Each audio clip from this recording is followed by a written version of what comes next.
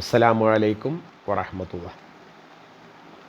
ഉപകാരപ്രദമായ അറിവുകൾ എന്ന വിഷയത്തിൽ 30ാമത്തെ ക്ലാസ്സാണ് ഇന്ന് ഉദ്ദേശിക്കുന്നത്.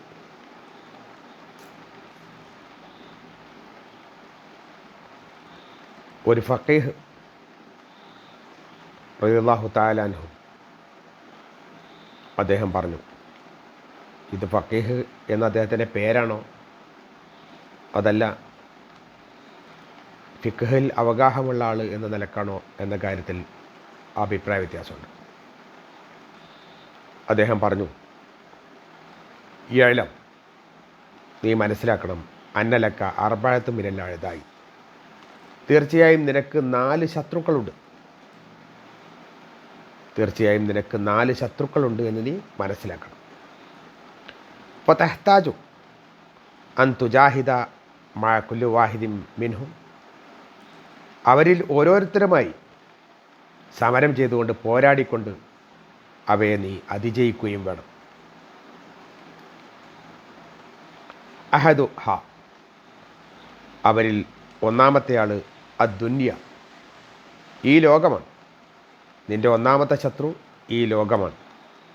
ഹിയ വറാറത്തുൻ, അത് വഞ്ചകിയാണ്. മക്കാറത്തുൻ, ചതി നടത്തുന്നതുമാണ്. ഒന്നാമത്തെ നിൻ്റെ ശത്രു എന്ന് പറയുന്നത് ഈ ലോകമാണ്. അത് വഞ്ചന നടത്തുന്ന, ചതി നടത്തുന്ന ആളാകുന്നു. ഈ ലോകം നിന്നെ വഞ്ചിക്കും. അപ്പോൾ ആ വഞ്ചനയിൽ നിന്ന്, ചതിയിൽ നിന്ന് നീ പോരാടിയേ പറ്റൂ. വസാനി, രണ്ടാമത്തെ നിൻ്റെ ശത്രു നഫ്സുക, നിൻ്റെ സ്വന്തം നഫ്സാണ്, ആത്മാവാണ്. വഹിയ ഷർറുൽ അഅദാഇ, അത് ശത്രുക്കളുടെ കൂട്ടത്തിൽ ഏറ്റവും മോശമാണ്. ഏറ്റവും കടുത്ത ശത്രുവാണ് നിൻ്റെ മനസ്സെന്ന് പറയുന്നത്. മറ്റ് ശത്രുക്കളൊക്കെ പ്രത്യക്ഷത്തിൽ വരുന്നതാണെങ്കിൽ നമ്മുടെ മനസ്സ് അത് ഉള്ളിൽ നിന്നായിരിക്കും മന്ത്രിക്കുക. അതുകൊണ്ട് അതിനെ കാണാൻ കഴിയില്ല.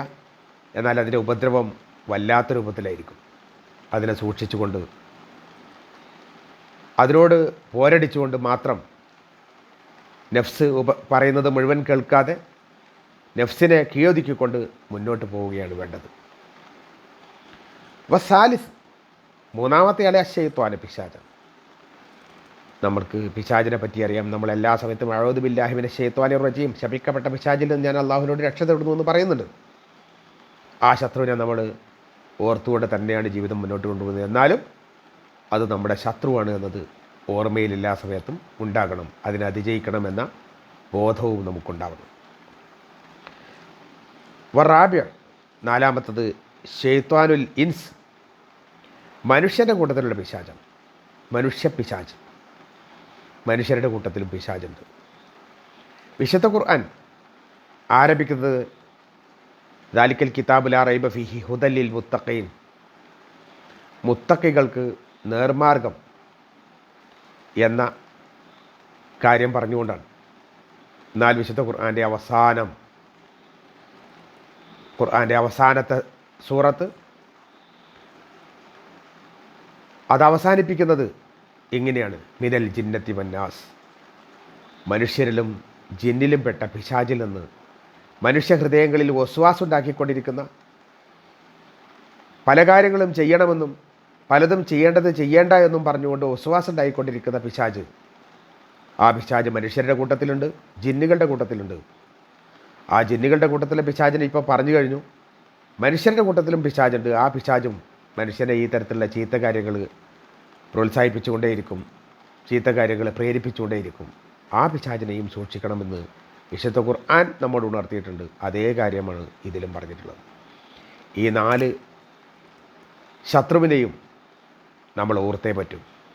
ഒന്നാമത്തത് ഈ ദുനിയാവാണ്. ഈ ദുനിയാവ് മോഹിപ്പിക്കും, നമ്മളെ ചതിയിലകപ്പെടുത്താൻ സാധ്യതയുണ്ട്. അത് വഞ്ചന നടത്തും. അതിൽ നിന്ന് അതിനോട് പോരാടി ജയിക്കാൻ നമ്മൾ എല്ലാ സമയത്തും ഉത്സാഹിക്കണം.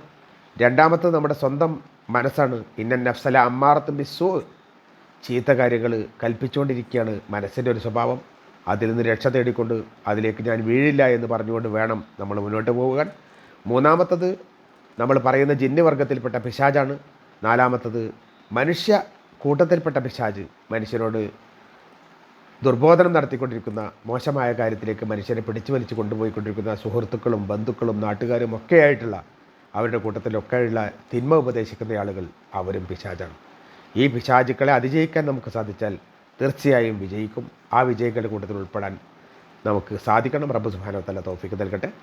വാഖിറു ദഅവാനാ അൽഹംദുലില്ലാഹി റബ്ബിൽ ആലമീൻ. അസ്സലാമു അലൈക്കും വറഹ്മത്തുള്ളാഹി.